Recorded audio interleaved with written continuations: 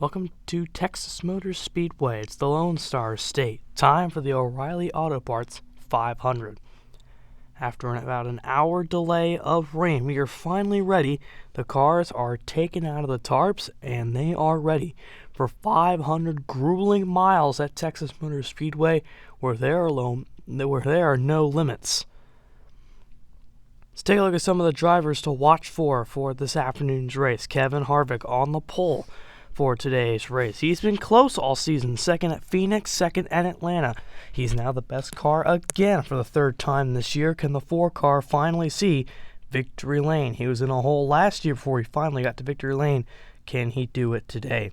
Martin Truex has won the last 3 races. He starts from the 10th position today. He has struggled this weekend, however. The 78 car, now with a green racetrack, gonna need to find some opportunities and make some adjustments at the competition caution to try and get back into the game. Jimmy Johnson did not qualify, could not get through pre-race inspection fast enough on Friday. He will start 32nd, second to last today. The 48 has started at the back before and has won races. Can he do it again at a track that Jimmy Johnson's good at? Kurt Busch won here the last time we were here in the fall. He starts from the 3rd position today. He has a fast car, especially on the short run. So if this comes down to an overtime or a short run finish, that 41, if he's at the front, might be one of your best bets to win the race. With the engines fired again, let's take a look at the starting lineup.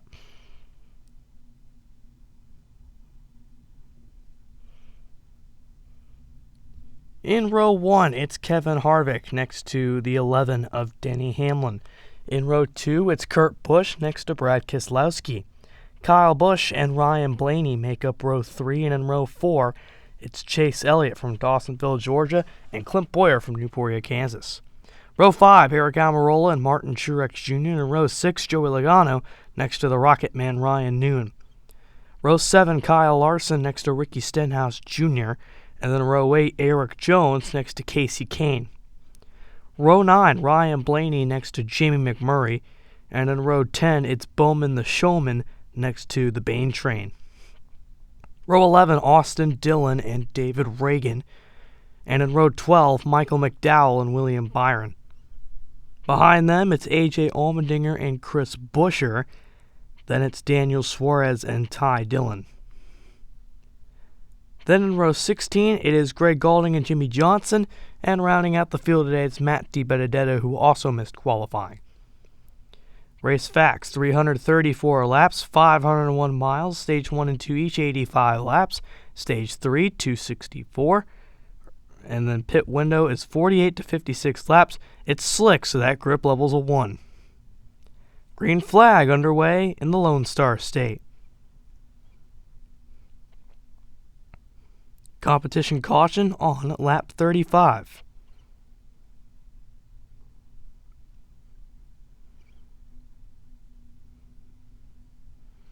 Harvick coming up in lap traffic. Trouble! Car on the wall, and that is Martin Truex Jr., who is trying to make it 4 in a row this weekend. That will not happen. Let's take a look at what happened to the 78.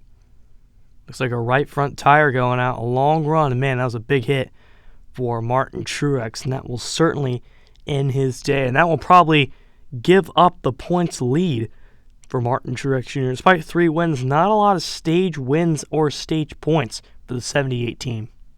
But that ends stage 1. Harvick, Kyle Busch, Chase Elliott, Kurt Busch, with Denny Hamlin the top 5. See guys like Blaney, Keselowski, and Almirola getting valuable stage points as well.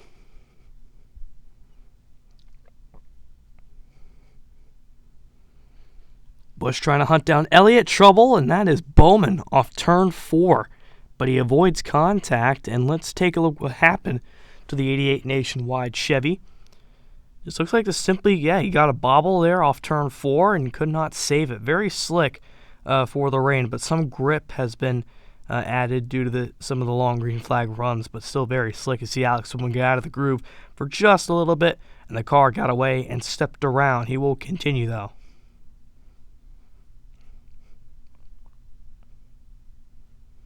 Kevin Harvick sweeps the stages at Texas. Certainly the best man of the weekend, followed by Elliott, Blaney, Keselowski, Kurt Busch. And that loose wheel for Kyle Busch definitely hurt him, as he didn't even make it back to the top 10.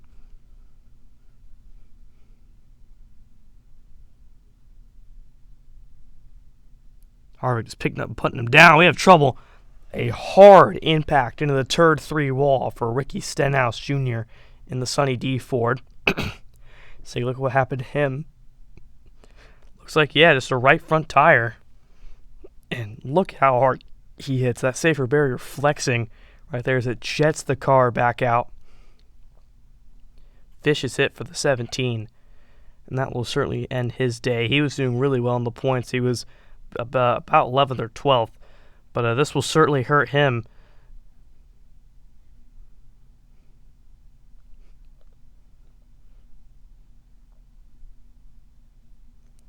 Blaney trying to run away with the lead. Now trouble! Couple cars around. One car's rear end is destroyed as Buescher and Suarez also spun. Let's take a look at this incident. Looks like Chris Buescher got a wiggle and got into William Byron, who was the car who got into the outside wall. Daniel Suarez hooks a hard left to try to avoid the spinning Chris Buescher. Man, William Byron, a hard hit to the wall. Rough start to his rookie season with Hendrick Motorsports. Byron will not be able to continue, but Buescher and Suarez will.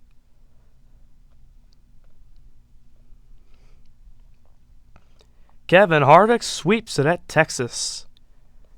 A domination show for the Ford team, just back to where he was in 2017, as Harvick will burn it down. This win fueled by Sunoco, fueling victories all season long. As we take a look at our results, Harvick, Keselowski coming back to finish second after leading 13 laps.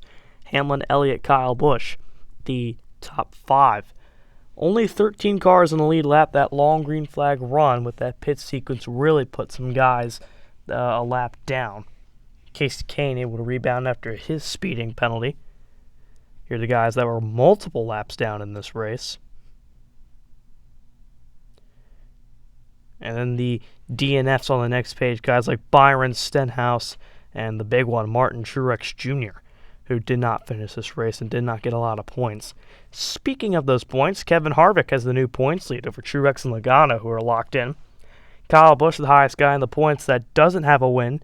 Keselowski, Hamlin, Elliott, right there respectively as well. And then that tight bubble battle, Paul Menard and Ryan Newman. Newman has the final spot at the moment. Not by much, though. Just a 3-point advantage over Eric Jones, who got a top 10 today. Jimmy Johnson, the shocker, 22nd in the points. The 48 team going into next week, though, definitely favorites. They've won at the next track we are going to. As you see, DiBenedetto last in the points. And that next racetrack is Martinsville Speedway, the STP 500. Surely going to be a fun race from Martinsville Speedway next week. This is American Sports Coverage, signing off.